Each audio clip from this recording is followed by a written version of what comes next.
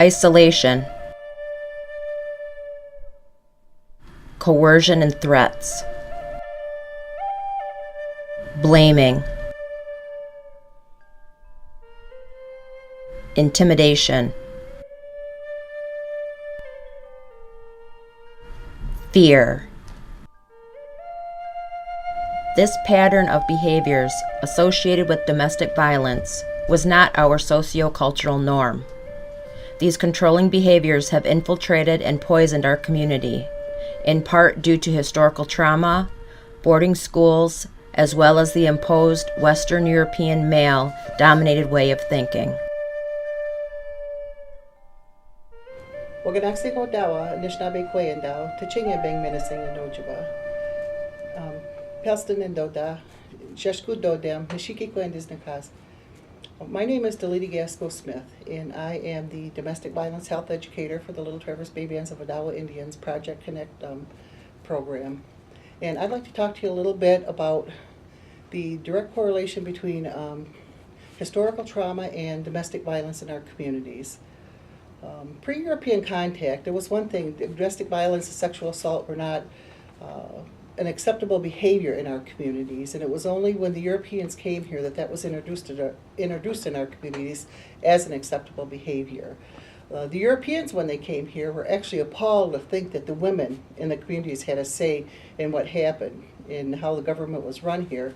And from the first time that they set foot here, one of their goals was to completely destroy that opinion that the women actually had a role in saying what happened. So that's how domestic violence was introduced in our communities, and they tried many different ways. Obviously, the acceptable behavior being that women subservient to men, that their roles were to stay at home, take care of the house, and just speak when spoken to. And with us coming from a matriarchal society, that was unacceptable to us. And our men, our warriors, what they consider to be a warrior and what we consider to be a warrior in our communities are two different things. For us, those warriors are those men who take care of their homes, their families, their communities, and provide for them. And for them, it was just, if a warrior was a true warrior, all he did was conquer and destroy. And so that's how that behavior was introduced into our communities here. One way that they took away our complete way of life was to they brought their Jesuits. The Jesuits were the first to come in here and introduce their religion to us, which everybody knows that religion is based on it's a patriarchal thing. It's a male-dominated role, and everybody is subservient to them. But after those Jesuits came in here is when our families were completely destroyed. Children were taken away. They were put in boarding schools. And when we talk about historical trauma for our people, that was when all of that began.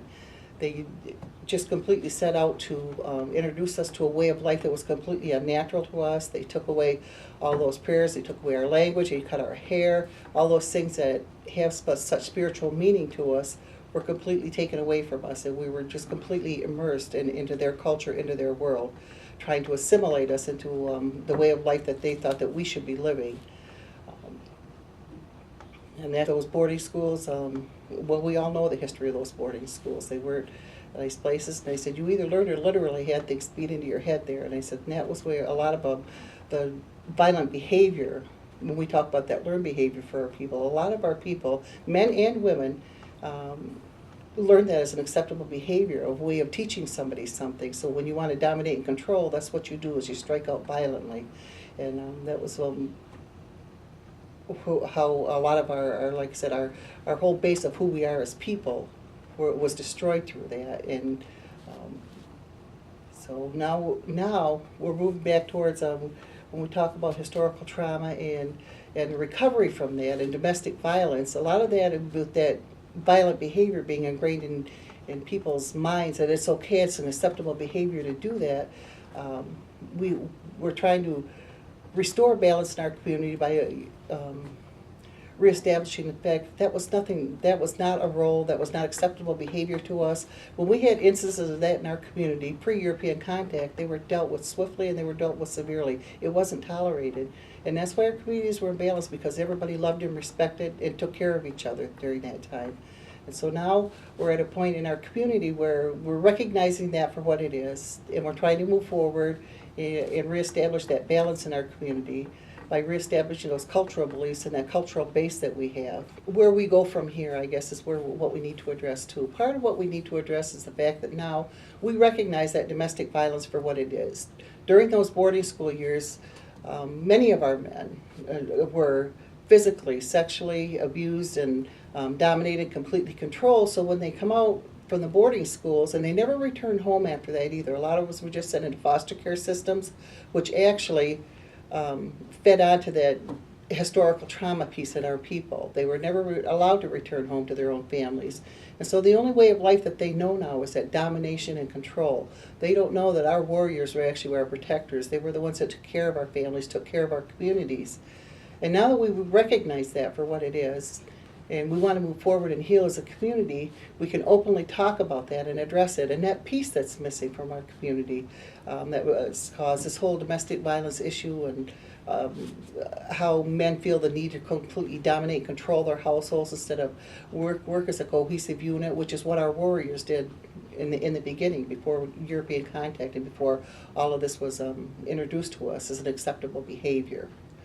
So we need to discuss this, to talk about it openly, and if we're going to heal as a community and move forward and restore that balance in our community, this is a good place for us to start, to recognizing this for what it is and openly discussing and letting everybody know it's okay to talk about it, and that in order to heal, that's what we're going to have to do, be able to move forward and heal not just our families but our community as well.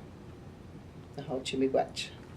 The Little Traverse Bay Band's domestic violence support programs are funded through Futures Without Violence, a nonprofit organization. The Little Traverse Bay Band's Wodawa Indians began its work on domestic violence issues within the community in January of 2013.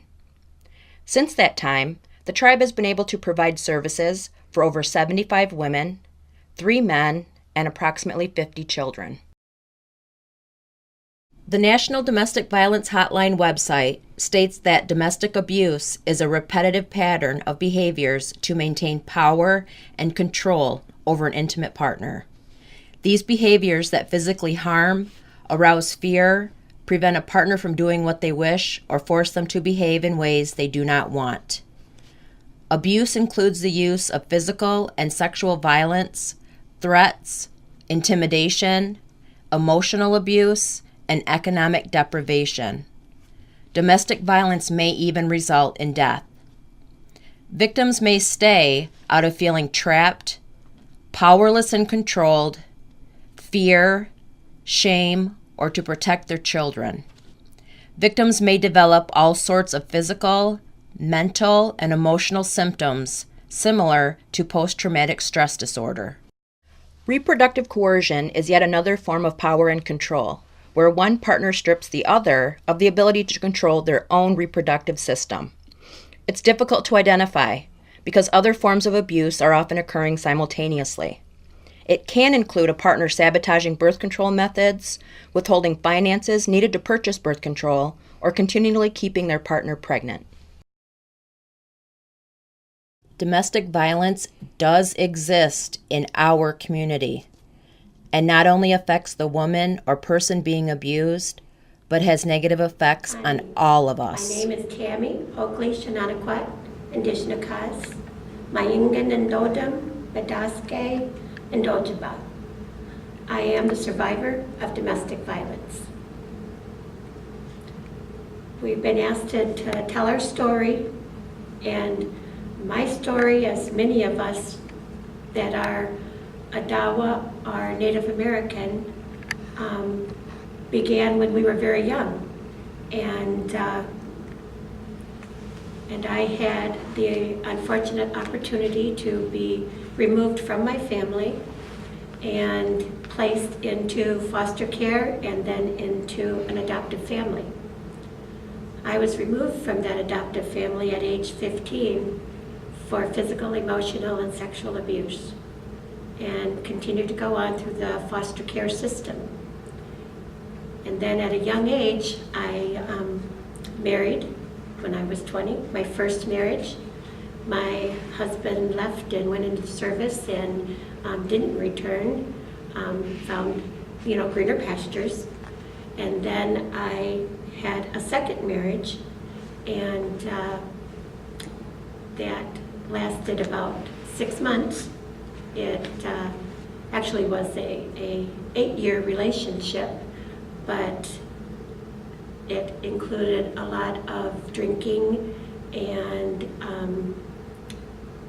that particular relationship was very abusive also. I had made a choice to leave. I had gotten a divorce and had asked my husband to move out, and he did for about 3 months, and then he moved back in to help me with the children. And then for additional 7 years, he lived in my home. He would come and go as he pleased. He never paid a bill. He never paid child support. And people were once again asking me, why is he there? Why, he made all these promises, again, that he'd stop drinking, he'd be a good father, he'd be a good husband.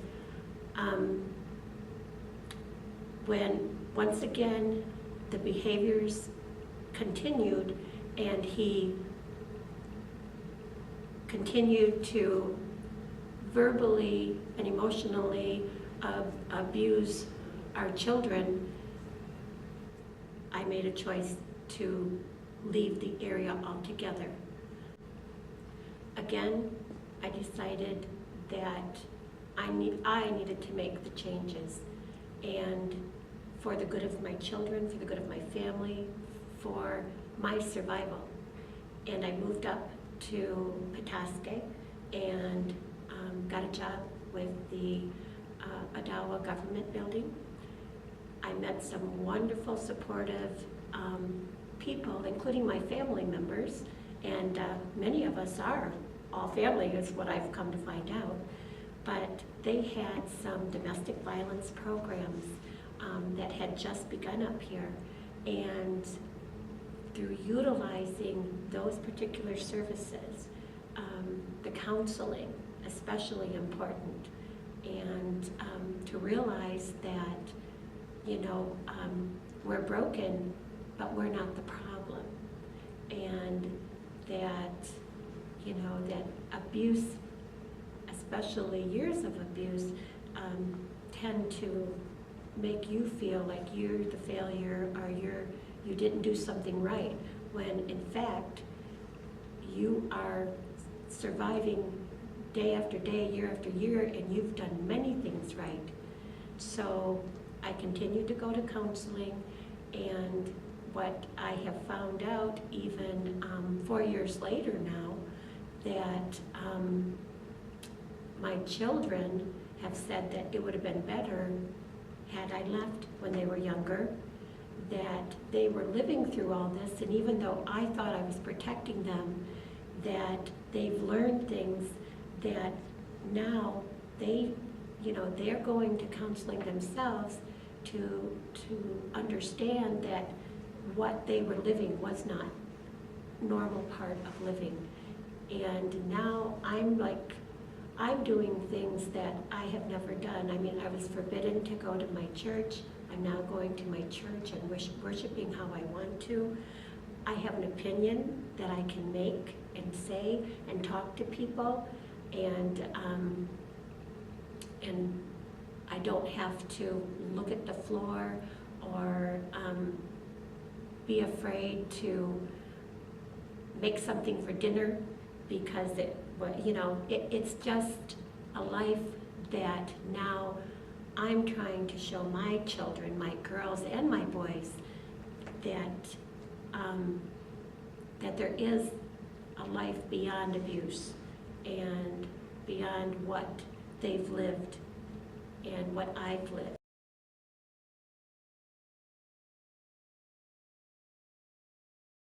What's going on? Lisa? Lisa? What's going on? Hurting, Mom. How's he hurting her? He made his mom. Okay, don't cry. We're going to send the police. Okay. Okay, now where's your mother at right now? She's in the room fighting with them. Okay, could you just send the police? Yeah, they're on their way, but I'm going to keep you on the line until they get there, okay? Is your front door open? Oh, no. Okay, then go and lock it and come back to the phone so the officers can get in. This way, please. Okay.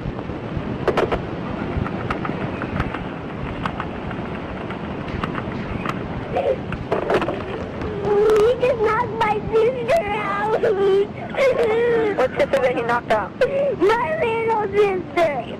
You're Lawyer. Oh, my God. What's the matter? Nothing happened. Just leave the police. Wait, I want to go see what happened, please. Okay, the police are on their way, okay? Now that we know the devastating effects of domestic violence on an individual citizen or member of the community, and how to identify an aggressive person who exhibits these behaviors, we need to know where there is help and resources to restore our community members to a life that is safe and free from fear. Keely Fry, LTBB victim advocate, explains some of the services offered. My name is Keely. I'm the victim advocate here at LTBB, and I work with domestic violence survivors and sexual assault survivors. Even if it was in the past or if there's something going on now, I can help you with some problem solving and let you know all the services we provide.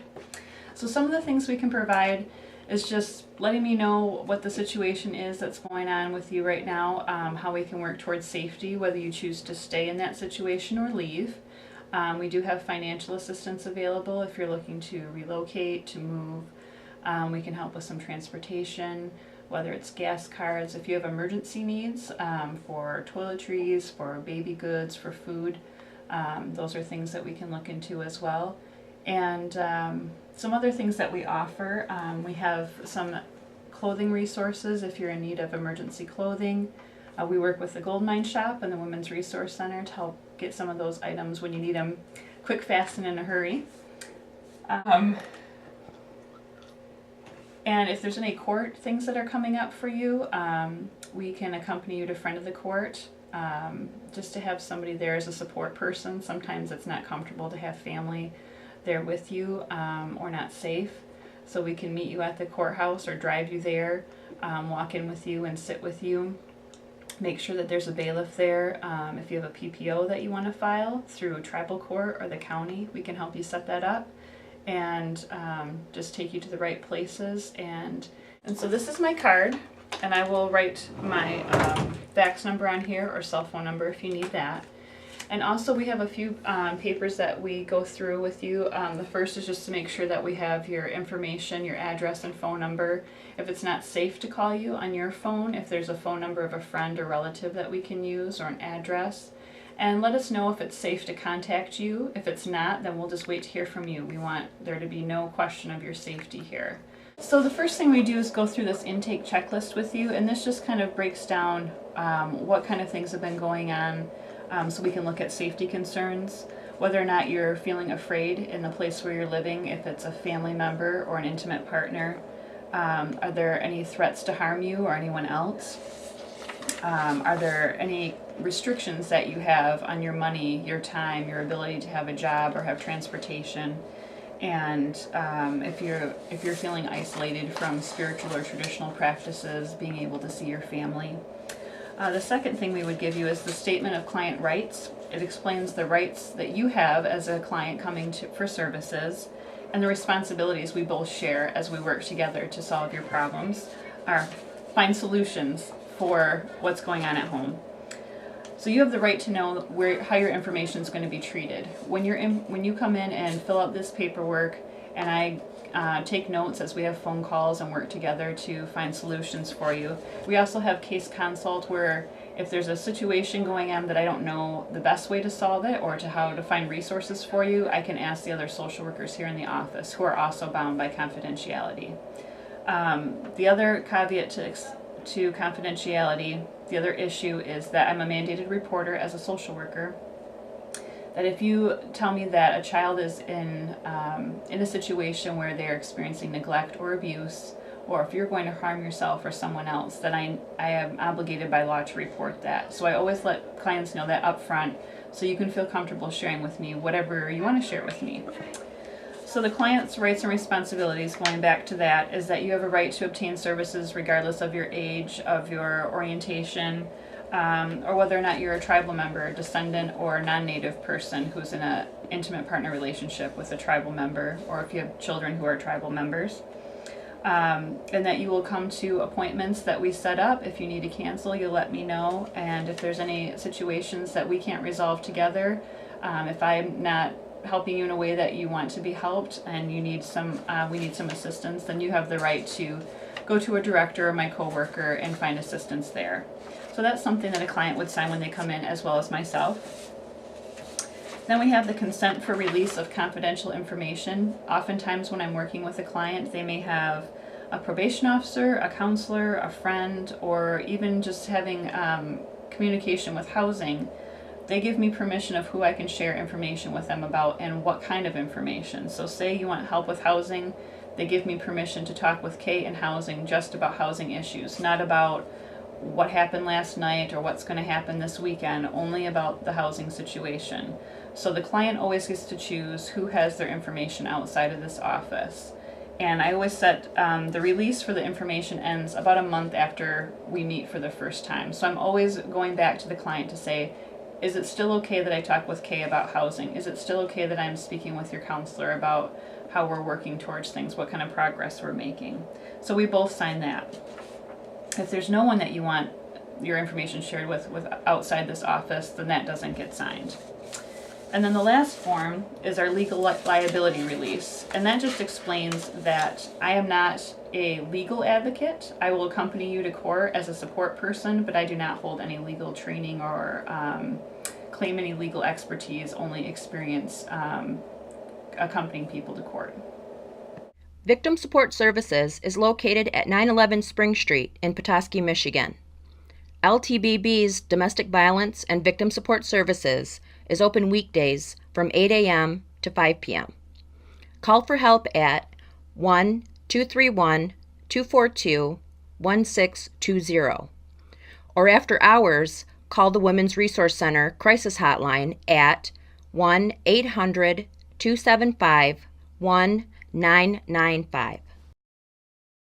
One of the citizens who has benefited from the Victim Support Services is LTBB citizen Mary Gasco.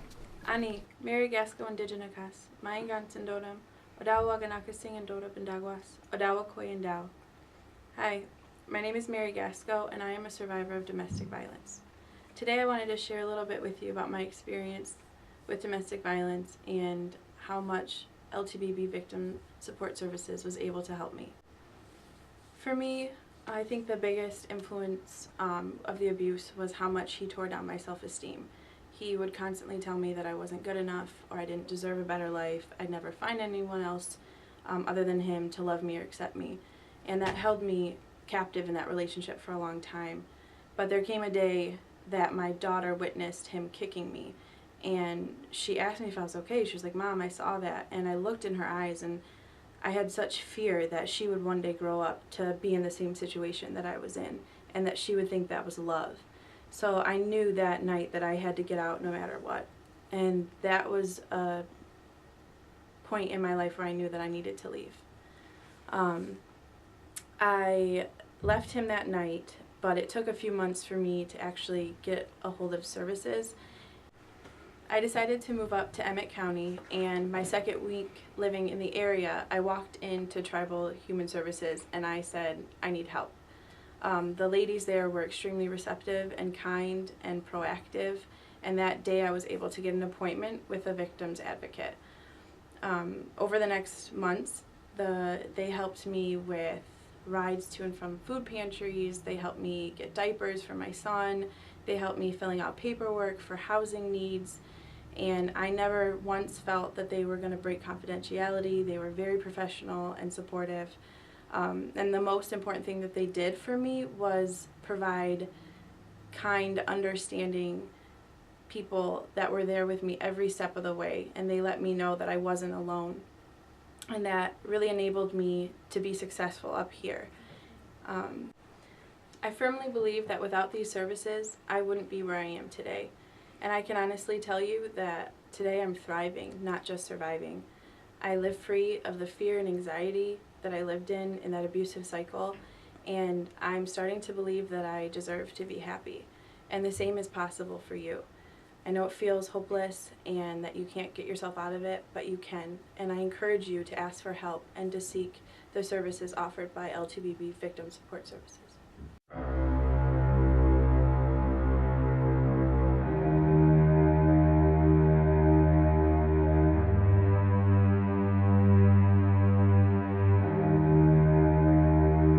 To the Indigenous woman, I'm sorry we have not fought harder for you.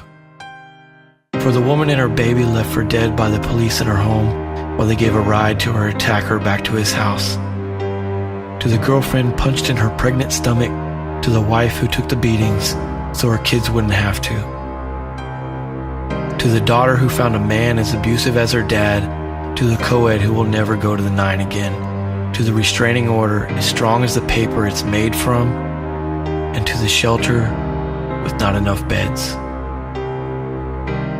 I give 1,000 sweats for rape victims, 1,000 doctorings for husbands, 1,000 prayer ties for courage, 1,000 meetings for silence, 1,000 songs for patience, and 1,000 fires or enough light to fill a room.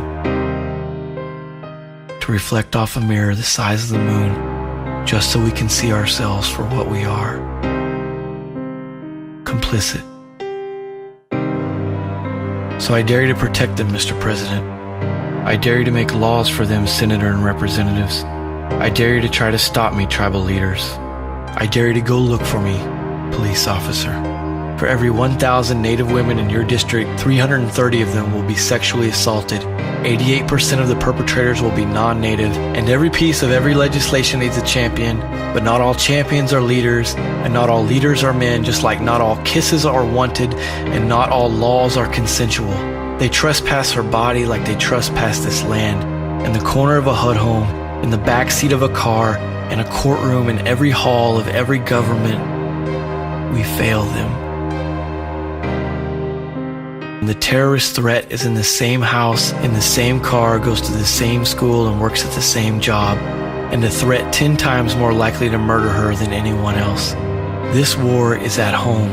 Living room battlegrounds, bathroom infirmaries, backseat trenches, fists like tanks, sex like a war trophy.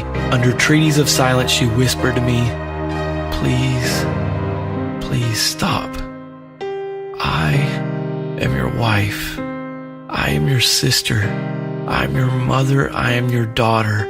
You are supposed to protect me. You are supposed to be a warrior.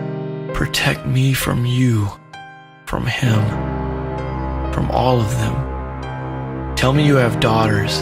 Tell me you don't want this for them. Tell me you won't joke about this with your friends. Tell me you won't forget we talk.